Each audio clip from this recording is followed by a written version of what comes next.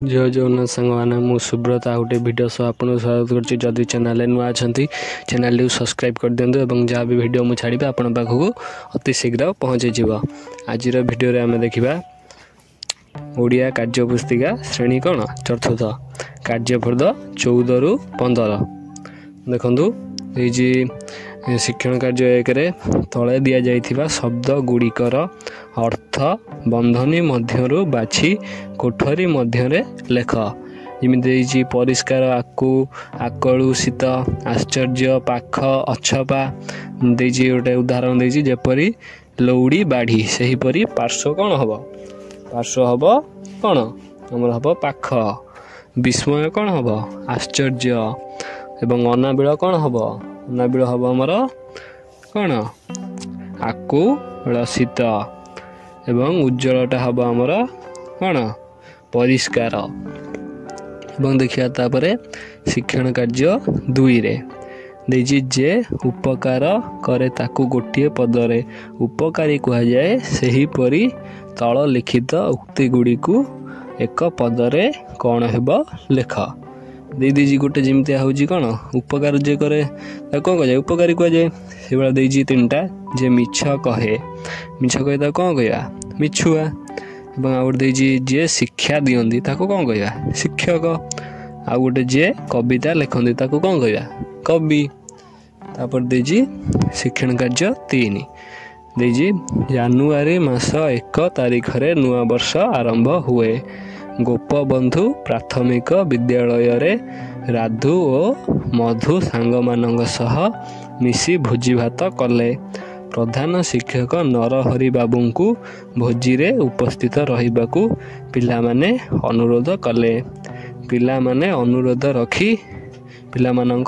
रखी प्रधान शिक्षक भोजी को आसीथिले। पिला माने बहुत खुशी हेले।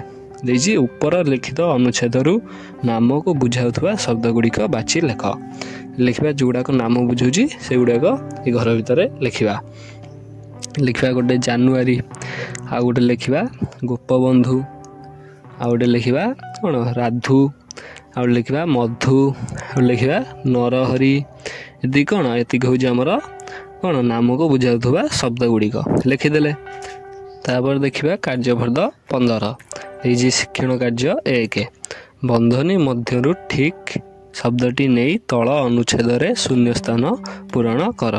देजी ऑप्शन देजी से तार तांकु ता सेमानंकु से भले सेगुडी नै कि हमें कौन करिया बंधनी शब्द गुडी आनी अनुच्छेद शून्य स्थान पूरण करिया। देजी कुकुर एक गृहपालित पशु डेस 2टी आखि 2टी कान और 4टी गोड़ अच्छी। उत्तर लिखा आम कौन तार ये डेस पूरण लिखा तार 2टी आखि 2टी कान और 4टी गोड़ अच्छी।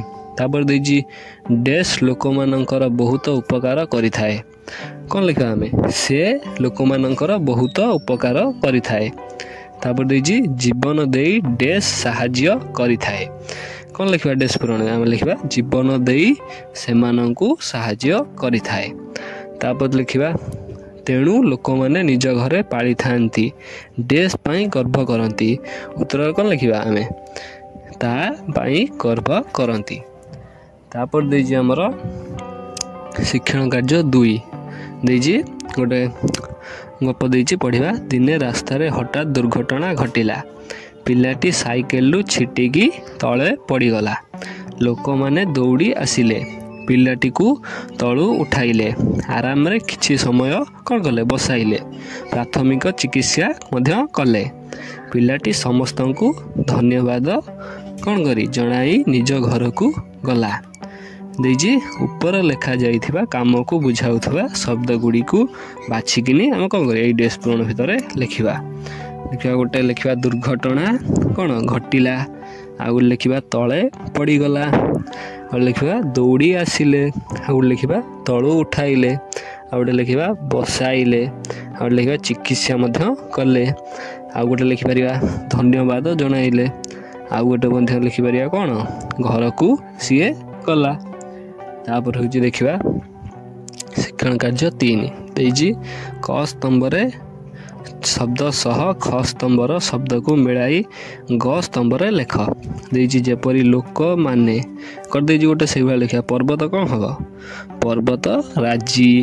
ପକ୍ଷୀ ପର୍ବତ ରାଜି ଏଠି ହେଲା, କକୁ ଖ ହେଇଗଲା। ତାପରେ ଗରେ ଲେଖିବା ପର୍ବତ ରାଜି। ତାପରେ ପକ୍ଷୀ କ'ଣ ହେବ? ଦଳ। ଗାର ଟଙ୍କା ପକ୍ଷୀ ଦଳକୁ, ତାପରେ ଏଠି ଲେଖିଦେବା ପକ୍ଷୀ ଦଳ। ତାପରେ ଦେଇଛି ବହି କ'ଣ? ଗୁଡ଼ିକ।